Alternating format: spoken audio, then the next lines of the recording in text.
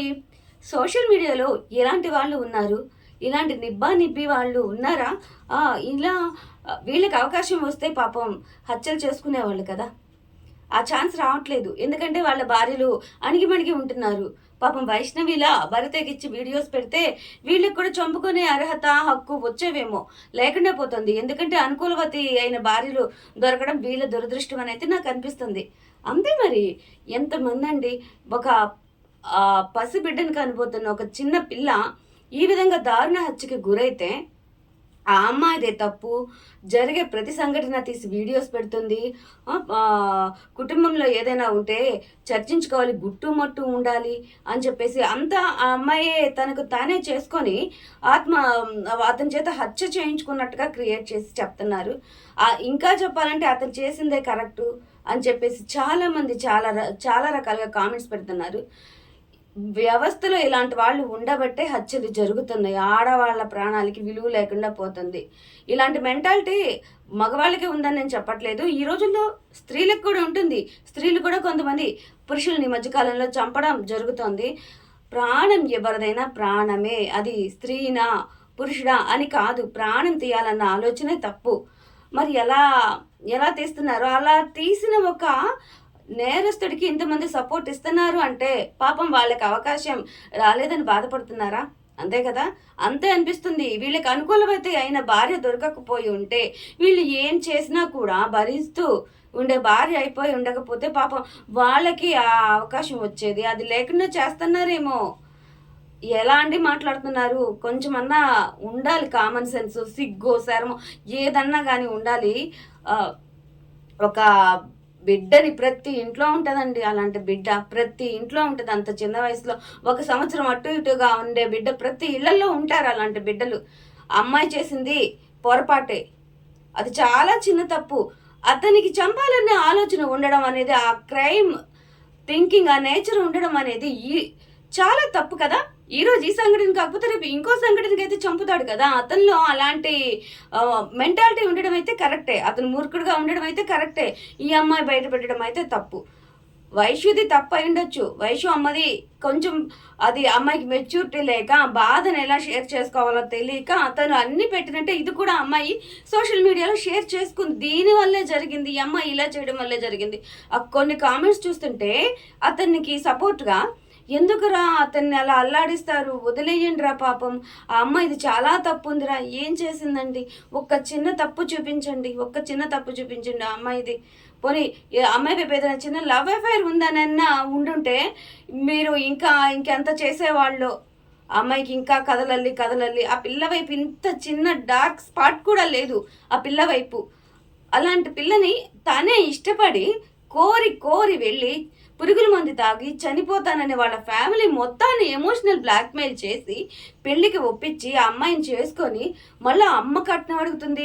అన్నలు ఊరుకోవట్లేదు, వాళ్ళు కోట్లు లక్షల కట్నాలు తెచ్చుకున్నారు అని చెప్పేసి పన్నాగాలు పన్ని మళ్ళీ ఇతనికి వేరే ఎక్స్ గర్ల్ ఫ్రెండ్ ఆమెతో కాల్స్ ఈ అమ్మాయి అడిగితే ఏమో మానేయడంట. ఆవిడ బాధపడుతుందంట. మరి పాపం అతనిలో ఉన్న అన్ని సుగుణాలు ఈ అమ్మాయి బయట పెట్టేయడం అయితే చాలా తప్పే. చాలా తప్పు చేసింది. ఎంత తప్పు అంటే ప్రాణాలు తనకు తనే హత్య చేయని తనే అడిగి చేయించుకుంది పాపం కదా. ఇలాంటి ఛాన్స్ రాలేని మగ మహారాజులందరూ కూడా అలాంటి హరిబాబుకి సపోర్ట్ ఇస్తున్నారు. ఇదైతే చాలా బాధ కలిగిస్తుంది. మనుషులు ఎందుకు ఇలా ఆలోచిస్తున్నారు?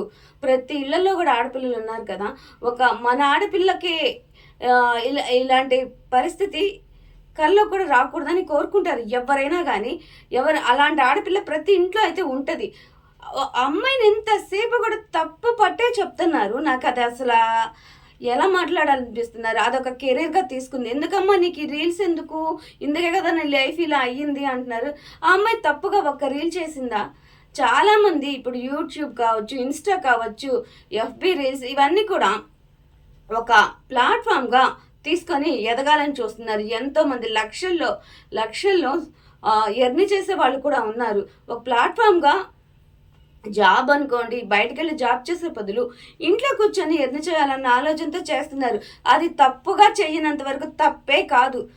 ఆ పాప ఏంటో చాలా తప్పు చేసినట్టుగా నీ రీల్స్ వల్లే ఇలా అయిపోయావు అని చెప్పేసి హరిబాబుకి సపోర్ట్‌గా ఎంతోమంది హరిబాబు కోసం బాధపడుతూ పెడుతున్న వాళ్ళు, కామెంట్స్ పెట్టేవాళ్ళు నేను ఎన్నో ఎన్నో చూసానండి. ఇంకా ఈ చెప్పాలంటే కూడా ఇక చెప్పడానికి కూడా రాదనమాట. అంత ఇలా ఉన్నారా? ఇంత దారుణంగా ఉందా సొసైటీలో కొంతమంది ఒక అన్యాయాన్ని ఇంతగా సపోర్ట్ చేసుకుంటూ వస్తున్నారా అనిపించింది. ఇదైతే చాలా అంటే చాలా తప్పు. ప్రతి ఒక్కరికి ఫ్యామిలీ ఉంటుంది. ప్రతి ఒక్కరికి బిడ్డలుంటారు. మనవళ్ళు, మనవరాళ్ళు, పెద్ద వయసు వాళ్ళు, చిన్న వయసు వాళ్ళ ఏ వయసు వాళ్ళకి తగ్గట్టు ఆ వయసులో ఆడపిల్లలు కూడా ప్రతి కుటుంబంలో ఉంటారు. ఇలాంటివి దయచేసి సమర్థించకండి.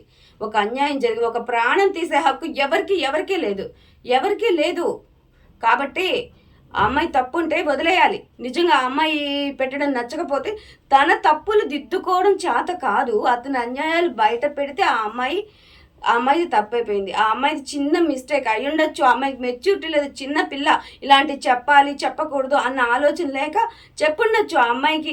ఒకటి నీ పద్ధతి మార్చుకో, నేను మార్చుకుంటున్నాను, ఇక నుంచి నేను అలా ఉండను ఒక్క చిన్న మాట చెప్పి మంచిగా చెప్తే డిలీట్ చేపించేస్తే అయిపోయేదానికి చంపుతాడా?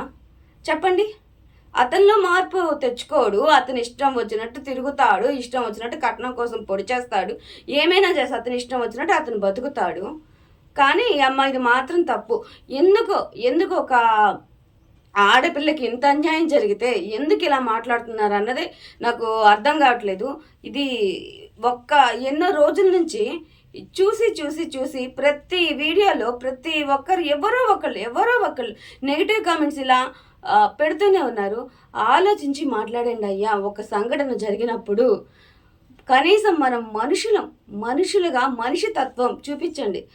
మానవత్వం కూడా వద్దు, మనుషులమని గుర్తించి మాట్లాడితే చాలు.